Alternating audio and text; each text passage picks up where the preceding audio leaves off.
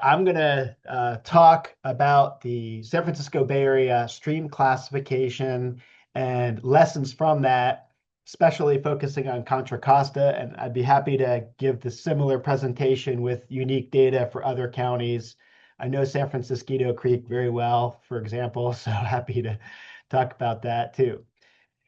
Now, this project was funded by the state of California, but it's a little bit unique because it's really a blend across physical and cultural geography, treating the whole nine-county Bay Area as one system, one domain.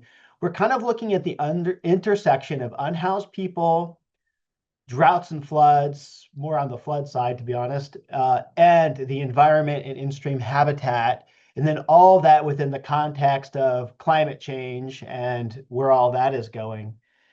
So we've done research looking at who are the unhoused people living along the streams in the Bay Area. What is their vulnerability to different natural hazards, typically wind, rain, and flash floods? And more broadly, what do we even know about the streams in this area? I mean, obviously, we know quite a lot. There's a lot of researchers. Let me move that out of the way. Okay. A lot of consulting firms, RCDs, a lot of things going on. But how do you put all that into a regional context? And what are the nature of the flood regimes? And I'm here really representing about 50 people who've been working on this project.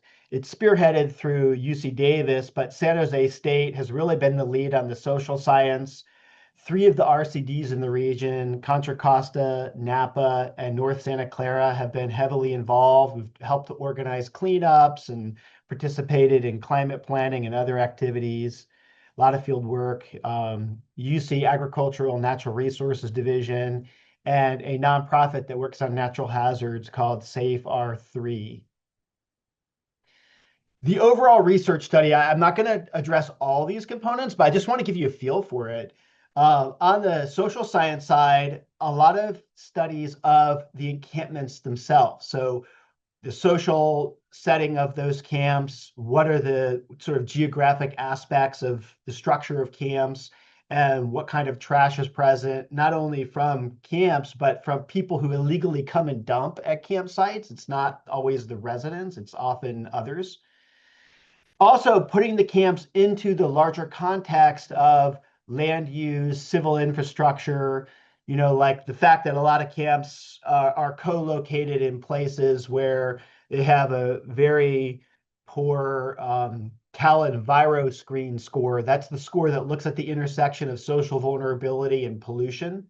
And we have found a lot of camps are located in places that fit that criteria. On the physical side, we have a whole hydroclimatology component that I'm not going to be presenting today, but it looks at extreme events where wind and rain have worked together. And some of you may remember the big storm we had in January, like New Year's Eve 22-23, beginning of January 2023, that really was impactful, especially in San Francisco Creek. It flooded a lot into the city there. But we've looked at the contemporary climate and then two ranges into the future, near and far. Most of what I'm going to talk about today is looking at the stream classification and machine learning predictions and lessons from that. I'll also show just a little bit about what we're doing in some of the process-based studies for fish habitat and flood hazard. Again, flood hazard focused on the encampments and the risks people would face living along the streams. And then all this is going to get integrated into this middle domain with predictions of, understanding the encampments, habitats, and flood probabilities throughout the whole region, and ultimately assessing environmental justice issues about socio-ecological vulnerability. Well, throughout the world, it's become understood that having a classification of streams can be very helpful for promoting a dialogue. And sometimes in science, people don't really like classification. You don't want to over pigeonhole things, but classifications give us a common language to talk about what's going on. The Bay Area has a complex set of artificial and natural streams. On the left are examples of three, artificial types, and on the right, three different natural stream types. And so prior to what we've done, nowhere in the world has there been a stream classification spanning natural and artificial, urban, agricultural, rural, wildland streams. Um, so the goal is really just helping people have something to talk about, not creating a dogma that there's, no other way around. But there is an abundance of evidence that supports that each stream type can have a unique physical, ecological, and socioeconomic condition and processes that are taking place. And so it can be really helpful to set the management context by being aware of the types that are present. And stream classification has become the foundation for river management globally. In Europe, the Water Framework Directive is a good example. Like the whole country of France has made a classification of their streams. However, one generic classification that works for the whole world really doesn't exist. And even like a national classification, some of you may have heard of like the Roskin classification or the Montgomery and Buffington classification. Those focus just on natural streams. They don't address artificial streams. And we've seen that a region-specific classification is just far more accurate and useful when you're in that region, obviously. The most important thing about the work we've done is we have taken the whole Bay Area, considering the 9 counties as the Bay Area, not just the watershed, but the whole 9 counties as one entity, and put it on equal footing and try to see the big picture. And this map, it turns the Bay Area on the side that might be a little disorienting for you. It just fits on a widescreen picture better. The blue are the streams, and the different colors are the different kinds of observations we've made. So the black dots are stream encampments that may or may not still exist, but have been documented at different locations. The yellow circles are places where we did very intensive geophysical observations of streams to make the classification. The large red circles are places where we're doing more intensive modeling of river conditions and habitat. And then the brown, which is fairly ubiquitous, are all of our model prediction training sites. There's more than 2,000 of those. So this is a blend across sort of technical and results-oriented presentation.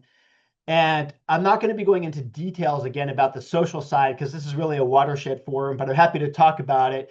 I will show you some Contra Costa County specific environmental justice results, though. So the first thing is a project doesn't just start in a vacuum. There's a lot of pre-existing data. And so before making the classification, we wanted to take advantage of what is already known about the Bay Area. And so I kind of stylized, how do you think about this? There's really data that we already have very high confidence we know what's going on out there. And then there's data where it's like, we have very high confidence, we don't understand what's going on. And then there's this, well, we don't really know, we're confused. So first of all, from pre-existing studies, if somebody already said, hey, yeah, like here's a riffle pool stream or here's a concrete ditch, like we could take their word for it and go out and sample those and be very sure we're sampling something that's important in the Bay Area. On the other hand, let's say they went around and their data is sufficient to give us a confident estimate, like a probability or uncertainty. We could say, like, where are the places that are the highest uncertainty? Like, where is just the head scratcher places? Like, oh, we don't really know what's going on there. We want to go to those head scratcher places and try to see what they're all about. And those head scratcher places, like high certainty and low certainty places, are represented by different kinds of data. Some might be a complete census where we know something about the whole Bay Area. Some might be like a survey, like, hey, I only went to a few places, but here's what I saw. And so, yeah, we just tried to get these different kinds of data sets. And then after we did all of that, we looked at what we had and we're like, what are we missing? And so I just would like look around on Google Earth, like, hey, where's some weird stream or something? Like some place that's unique that, by all this sophisticated sampling, we just didn't get. And then when I found places, which are 4 or 5, were places where like our analyses were saying, these are the places that we really don't understand, go get some more sites, then we did additional sampling there. So just as an example, I know these are hard to see, but just giving you a feel, like this is a map from the National Hydrographic Data Set. You can see that a lot of blue area, but there's like canals that are shown in like olive. There's artificial channels shown in like dark red. So this is like a census. The whole Bay Area already has these designations, but they're very generic. So we definitely made sure we sampled those. There's also a natural classification by region for the state of California, funded by the State Water Resources Control Board. And so we took the classification for the 4 regions that are within the Bay Area, and we made sure to sample those different stream types. We also took all the variables that you can get just like online, like there's so much data online, and we made kind of like a guess of what the stream types might be. And it gave us 15 different stream types. And so we then sampled all those to some extent. And finally, there was an interesting study done by the San Francisco Estuary Institute where they had mapped the substrates of some streams in like Sonoma Creek and then down in the South Bay area. And so we took those, made a machine learning prediction model, extrapolated that to the whole Bay Area, and sampled the diversity of those substrate types. I mean, there's probably 50 different data sets we could have used, but these were the 4 that we focused on. And that led us to have the resources and effort and accessibility to go survey 164 sites around the Bay Area. For example, there's a lot more sampling in places where there's a lot of diversity of stream types. So, between Contra Costa and Alameda County, some of these valleys, you may have canals, you may have concrete channels, you also may have some natural channels. So you'll see higher density in places like that. Whereas like in the mountains, like a mountain stream is not that different in Sonoma or Marin or, Lake County or whatever, or Napa County. So we don't need to sample as many. There's a very high certainty about what those might be. So those are the places that we did the very intensive sampling. So what did we do when we went to those sites? We had a field crew of about 8 to 10 people, led by 2 postdocs shown in this photo, and then some like seasonal field crew workers and undergrads. We also had a couple of master's students and PhD students, so diversity of people. I have a detailed video presentation explaining the methodology, and it's also in the link for the stream types that I put into the chat. Just to give you a feel for it, one of the problems, a little bit pedantic, a little academic, but in river science, there's something called bankful. And many of the approaches to measuring streams require that you first go out to a site and define its like bankful dimensions. In fact, for the state of California, the SWAMP protocol, that's the statewide ambient monitoring program protocol, it requires that you know bankful width. Well, the problem is a lot of streams don't have that. It just doesn't, artificial streams or naturally deeply incised streams, they don't have this thing. It's like a theoretical ideal that doesn't always exist. And so knowing that, we needed to have an approach that didn't require that, and that was what we developed. We also have a general site assessment procedure that includes qualitative information about artificial conditions. For example, if you go to a site and you see something like in this photo here, obviously we have here a canal, right? A trapezoidal canal. And so if we see this very distinctive trapezoidal shape, we would say that the bed and banks have been crafted here as artificial shape. We could also go out and see if you see something like this, like here's like sprayed some concrete along here, or concrete sandbags, or whatever, then we would identify that as an artificial bank or an artificial riverbed. And a site has to be of like a 200-meter length of a river more than 50% of that length has to be artificial for us to call it an artificial stream. So certain counties, as you'll see, like San Mateo County has a very high density of both artificial shape and artificial composition. We also looked at entrenchment, which is like how far down is the riverbed compared to the valley floor. And seems to go back. One of the things that is a challenge is that there is no absolute metric of like how many feet something has to be to say it's like a deeply entrenched river. And without knowing anything about bankful, like in an artificial condition, there's nothing there. So we created this sort of like rule of thumb that yeah, most of us are 6 feet or lower, unless you're a basketball player or something. And so if you're standing out there in the stream and it's below your head, we would say that's well connected between the channel and floodplain. If it would take two of you standing on top of each other, that would be like a medium level of entrenchment. And if more than two of you are standing on each other's head and it's still above that, you're still in the channel, then that would be highly or deeply entrenched. Now, we didn't have to rely on that. We could measure, of course, that height too, but we wanted to make a qualitative assessment of that as well as a quantitative, because the qualitative is easy for anyone to just go and do. And then on the quantitative side, we would go to a site, we would determine the width of the riverbed and set a length. I think I'm trying to remember. I think 20 times that. And then we equally spaced transects along there. We added transects at pools and riffles, and we identified the narrowest and the widest transects. And at each of those, we then identified across the cross-section the slope breaks. And we measured the lateral and vertical position of those. Sometimes we could use full surveying technology like a total station or an RTK GPS. However, it was so choked with vegetation, then we would have to just use an auto level. So we would survey all of those slope breaks.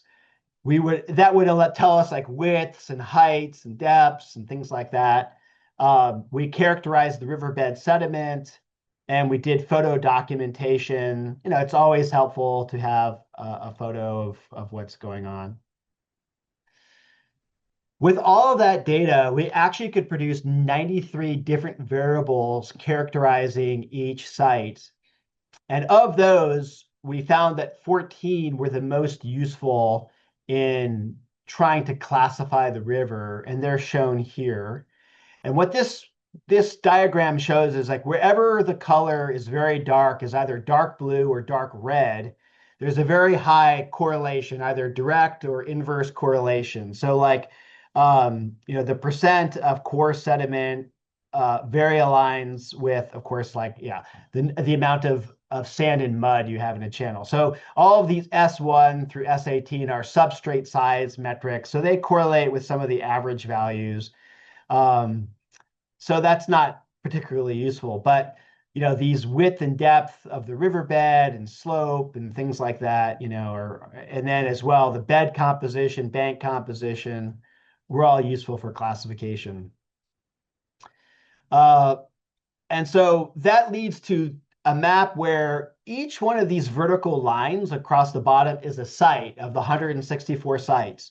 And lines that are close to each other are sites that are very similar in their metrics of these 14 variables. And then ones that are far away are really quite different. So this is called the hierarchical cluster diagram. It shows you sort of branches of trees of things that are similar or different. And so then we identified these groupings and broke it up into these different classes. 6 of them are natural stream types. They can be influenced by people, but they're natural. And then we have 6 artificial streams, meaning like people made them or altered them to such a degree that they're essentially artificial now. So 6 natural and 6 artificial stream types.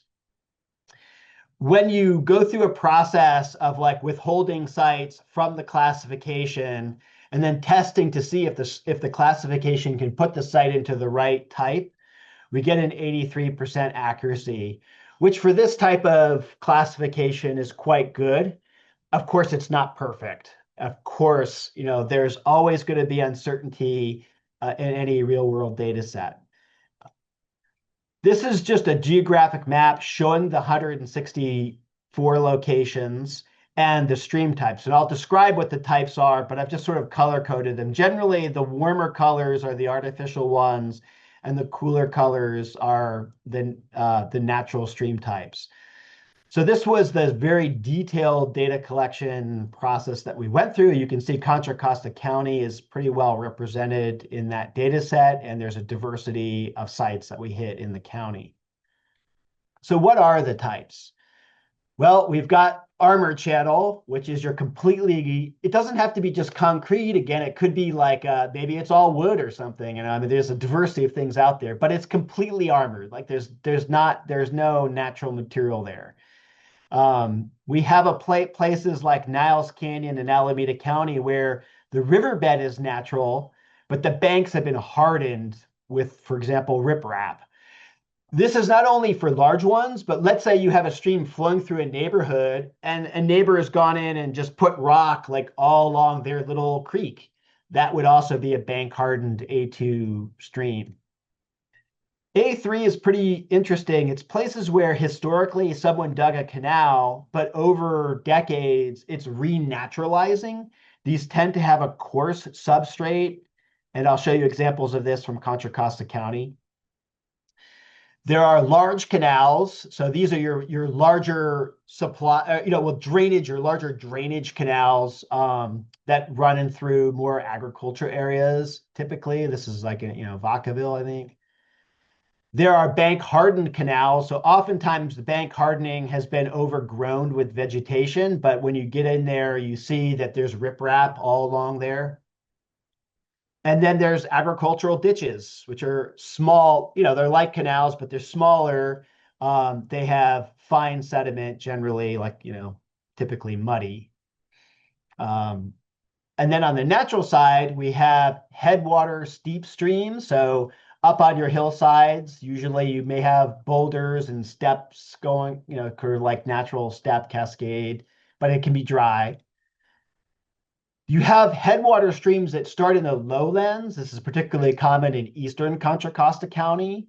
These are your lowland meadow streams. They often have poorly defined channels. They may even be riverine wetlands or hollow wetlands. You have your generic mountain stream, which is fairly ubiquitous, of course, in the mountainous areas where they're perennially flowing streams. When those streams tend to get into residential communities, they tend to be deeply incised. They've lost their connection to their floodplain, and they may have some armoring, but these are the ones that are not armored. So these are your entrenched riffle pool streams.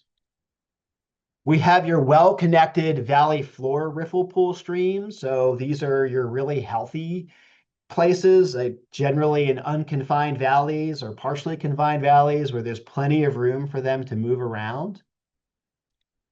And then you have your largest deeply entrenched rivers, the Guadalupe River, Coyote Creek would be these. Now, out of the natural streams, there's some things that are missing. First of all, among the mountain streams, a natural stream classification would have several mountain stream types. For us, that would be more of a subtype. So like if you had a step pool stream, riffle pool stream, cobble stream, plain bed, like that kind of classification, that level of detail we don't need. And California already has a region by region natural stream classification. So we have those sort of grouped together. But you can turn to the statewide regional classification for your area if you want that. Another thing is that we don't include tidal rivers. So, think of like Napa or Petaluma River, in their lowermost reaches wouldn't be included.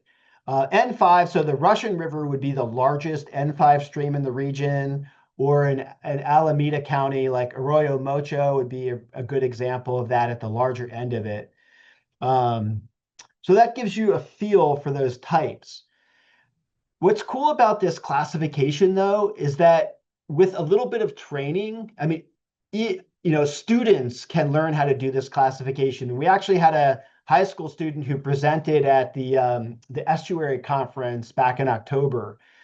If you're standing in a site, just by answering 3 to 5 questions, depending on this decision path, you can determine the type. So first, does it have artificial or natural bank or bed shape, or the composition of it?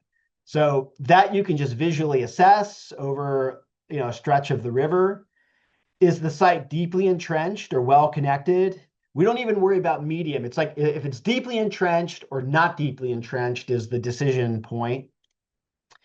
Are you in a confined valley or not? So confined valley means that the valley walls, not entrenchment, but the valley walls are within a hundred meters. I think 50 meters on either side. I think so. 100 meters total width of the valley floor, which you can usually see just standing there. And then when you look at the riverbed, are you seeing like sand, silt, and clay, what we'd call fine sediment, or are you seeing gravel, cobble, boulder, bedrock, coarse sediment? So if you can answer those questions and I provided you a link to the website for the stream classification, which has training videos that you can watch or high school students can watch. If you can do all that, and if you want to actually engage in stream typing in your area, you can email me and I will send you a QR code. You just say, hey, Greg, I did the training. I promise you can count on me. And then I'll send you a link to an app that you don't even need an account on. You can be like an anonymous user, or if you have Survey 123 was purchased by Esri. It's part of ARC package now. So with this app on your iPhone or Android phone, you then just go through the survey. You take an overall photo of the river, you take a photo looking at the riverbed, and then you start answering questions, and it navigates you through the different questions. We did this at 315 sites around the Bay Area. We also, like Contra Costa County RCD went out on our behalf. So you see a lot of sites that are clustered in the sort of north coastal part of Contra Costa County. I went out very extensively down around Danville. I think that also Contra Costa County went out. Sonoma Water went out and got us some data up there, and so we hit pretty well. You can see that we don't have a lot in San Mateo County because it's an awful lot of private land, and the stream types are already pretty well represented. So that's for that. We've also produced a whole bunch of educational materials, and I'm in the process of printing these right now, but all of these are on the website that I've given you the link. You can download them and print them for classes if you want, or for other just watershed training and education. There's a set for just how do you identify them? Like, what are the key indicators of each type, and a QR code to the website. And then on the back side of each of these cards is going to be like some just general lessons about how would you manage them. So there's a map of the Bay Area showing where these types are located generally. And yeah, what we might use those types for, what are the ecological functions that they can have, a high resolution map. This actually is Walnut Creek. And then what are some of the concerns or restoration options that are there? And these are very generalized. I mean, they're just to give people a feel for it. So the next step is we had our classification, but how do you know, if you're at any arbitrary location in the Bay Area, what your stream type is? Of course, you can use the app and go out and see, but as a starting point, we wanted to create a map based on a machine learning prediction to do that as a tool already. So the way that a machine learning prediction works is that you use GIS to grab from across data sets. There's a lot of data sets in the Bay Area, California, or at the national level that tell you about the terrain, like the topography. There's GIS things like, vegetation and roads and land cover, land use, all kinds of stuff. There's the topology of the stream network itself. There's the fractal structuring of the landscape. And then there's other contextual predictors like geology, land use. So these are all the things that we can know about all of the areas of the bay, all streams, but they're not like highly resolved down to an individual 200-meter level. But they're the basis of making a prediction because they're available for everywhere. Meanwhile, we've gone out to more than 2,000 places and determined the stream types. So we have the labels for all of those locations. So the labels provide us with the training data, and then the predictors are available everywhere. So we then use those labels to train. And so that is the learning phase of machine learning, where we use an algorithm that's called random forest. And we had a data scientist who's really good at all this stuff. And so all of that goes into this model to then tell you how accurate you're getting. That leads to the predicted stream types, the probability. So that's sort of the winner takes all, like what is the stream type, but also what are the probabilities that it might have been one of the other types, and what is your uncertainty? And then which variables of all the predictors were the most useful in that? So this is, again, like a map showing all of the training data we used, forgetting the black dots, which are the camps. We didn't use those, obviously, but we had 2,435 sites where we had very high confidence what their stream types were. That's about 5% of all of the stream intervals in the region. The predictor variables look something like this. So I've just clipped it to Contra Costa County. So on the left, we produced a map of all valleys for the state of California. There's a separate project in my lab group. And from that, we were able to calculate how wide each stream is. And so in this map on the left, blue would be your very wide unconfined valleys where it's greater than 1 kilometer wide. And then dark red would be your confined valleys that are less than 100 meters wide, and everything in between. And on the right is a map of road density. So in the mountains, you have very low road density, they're green, but in the valley floors, you have a very high road density, so they're dark brown. These are just two of the 168 predictors that we had, but it gives you a feel for the variability that's there. And then this is the final map. So again, the cool colors are the natural stream types, and the hot colors are the artificial stream types. Of course, around the rim of the bay, it's artificial dominated. As I said earlier, like San Mateo County, really dominated by A1 concrete channels. Whereas like Alameda County tends to have more of like a very large but bank hardened canals along its mouth. Whereas like Contra Costa County tends to not have that kind of bank hardening along the coast, but when you get into like your Walnut Creek watershed, you do have a lot of canals going on in there. The winner take all metric of like how well this model performs, given 2,435 training sites, like if you leave out 10% of those sites, you make a prediction and you use 10% to test it. And then you repeat that over and over again, randomly choosing different 10% to leave out. We get a 96% winner take all accuracy. To see if that was an overfitting result, we repeated that test instead of using real data, using random data. Now, with 12 channel types, there's an 8% chance of just dumb luck getting it right. And we found that with the random data, if we tried to make a machine learning model, we would get about 14% accuracy. So the difference between 96% and 14% is the confidence we have that that the winner takes all prediction are highly accurate and can't be reproduced at random. At the same time, we are getting probabilities of all the other stream types, not just winner take all. And the way to think about it is that when we look at the confidence, given the probability of other stream types, we've reduced the uncertainty in random guessing by 60%, which is considered to be quite good with this type of modeling.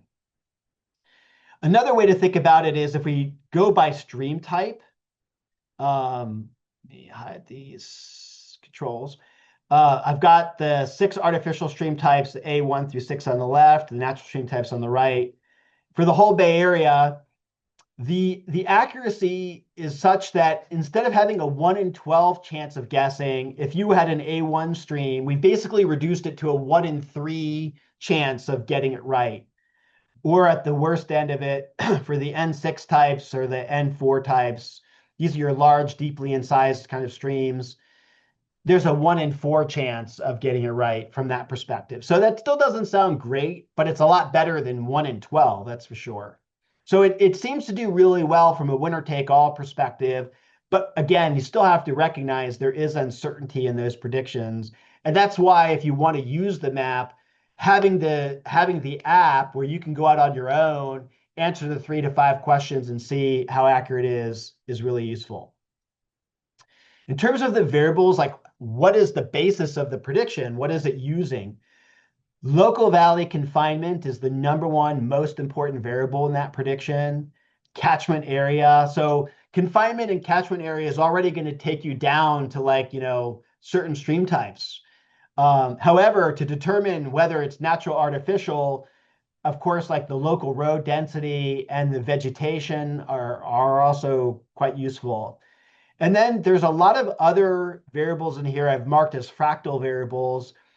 And these tell you how smooth or how rough the landscape is at different scales. It's the structure of the landscape itself. And past research has shown that this can be very useful in predicting stream types, and we found that as well. So I'm going to move to Contra Costa County. Like, what insights can we learn about this county from this specific data set? So this is the map, again, the prediction map just for Contra Costa County. And so there are some obvious insights that come right out of the map, which is the blue. The medium blue that you see fairly ubiquitously, these are the N4 deeply incised but natural streams, and they're the most widespread. They're supplemented by black, which are generally the larger size streams, like they tend to be wider and deeper, but they're also deeply incised. The light blue also stands out. The light blue, again, is that's your N2 streams. These are your they're like start at the heads, but they tend to be like more rangeland dominated. So poorly defined channels or channels that are really well connected, but tend to be on the smaller side of things. And they probably have a lot of like turtle habitat, frog habitat, things like that could be really interesting. On the agricultural part of the county, of course, you have big canals and ditches. The ditches are gold, the canals in pink. In the north part of the inland county there, you've got your, highly urbanized concrete channels or bank hardened channels. Within the valley that, running down that I think you're all kind of interested in too, we have a lot of canals there as well, but a lot of naturalizing canals. So they're old enough that they're starting to reassert themselves, and you see like meandering or a lot of bank widening taking place in those canals. Quantitatively, if I look at the percent of all streams among these different types, I can look at the Bay Area as a whole, and then I can look just at Contra Costa County, and you can see how the differences are pretty stark. So Contra Costa County is dominated by deeply incised streams, and the streams with the asterisks across artificial and natural types A3, A4, N4, and N6 are the deeply incised stream types. But N4 is the natural sort of general one that you see pretty ubiquitously. So it is highly abundant within Contra Costa County, as are these natural headwater streams that are in like kind of a rangeland setting. Um, not as many concrete channels in Contra Costa County, but more of the naturalizing canals. If I do the ratio of these sets of numbers, then it stands out a little bit more. A2 is a little weird. It's very rare in the county. So although it has a high number, it's just not that abundant. So I wouldn't put a lot of thought into that. But the naturalizing streams, if this number is bigger than one, it means it's substantially more common in Contra Costa County than other counties. If it's lower, then it's not really a part of what you've got going on. So you don't have a lot of concrete channels. You don't have a lot of bank hardened canals. You really have these naturalizing canals. And then, as I've already talked about, N2, N4, and N6, deeply incised canals. So this is what a naturalizing canal looks like. Although technically this is a ditch, but it's a ditch that is renaturalizing, and it's one of our intensive sites that we've already run two-dimensional hydrodynamic modeling. We also found some spawners migrated up into here, I think steelhead. So that was interesting. Or Walnut Creek next to the airport, you can see how wide it is. It's sort of reasserting itself. Whether you consider this urban or not, it's still undergoing urban stream syndrome. But it's an example of like a naturalizing canal. Of the deeply incised streams, I just picked up some photos from our rapid recon in the county. So like Pinole Creek, Green Valley Creek, Sycamore Creek, Lafayette Creek, and Las Trampas Creek examples. A lot of these, it's hard to see because they are vegetated. Like a lot of times you get an excess amount of vegetation in the incised quarter. So they're harder to see. But Las Trampas Creek, you've got a lot of landowners there with very wealthy homes where they've got all kinds of, gabion structures and wood fences and whatever was done historically that probably the Regional Water Quality Control Board wouldn't allow now. But it's all there. It's deeply incised. So I got a couple environmental justice metrics for you. One is we have studied the social vulnerability using the American Community Survey. There's a 5-year data set from 2018 to 2022. We use this for our hydroclimate research. And I thought, well, let me just take this and see how that goes. So you can see on the right a whole bunch of individual variables, like the number of households below 150% poverty. And this is by census tract. So in some areas where there's a very dense population, these census tracts are very small, whereas in a rural area, these could be quite large. So we have all those variables, and then those variables get lumped into 4 different metrics: socioeconomic, household, racial, ethnic minority, housing type, and transportation. And then those all get grouped into a single metric ranging from 0 to 1, where higher value indicates greater vulnerability. Now, California has the CalEnviroScreen metric, which is a combination of a social vulnerability metric and a pollution metric. I haven't run that yet. We have run that for looking at all the campsites specifically, but I just wanted to get a feel for the vulnerability by itself, not independent of the pollution. And so again, like the top bar chart shows the Bay Area as a whole, the lower bar chart shows Contra Costa County. And some of the things that really, and then this also then shows, like the ratio of those two to see what stands out. The thing that stands out is that Contra Costa County as a whole has lower social vulnerability where its streams are compared to the Bay Area as a whole, except for these rare A5 stream types and its agricultural ditches.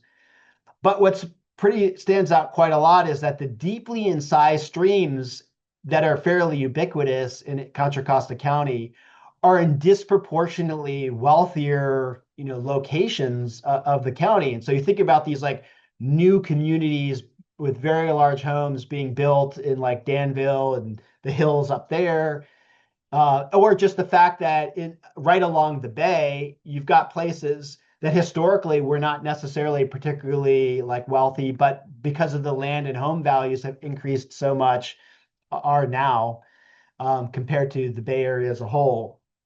So yeah, it really stands out that the N4 streams have a very low social vulnerability index.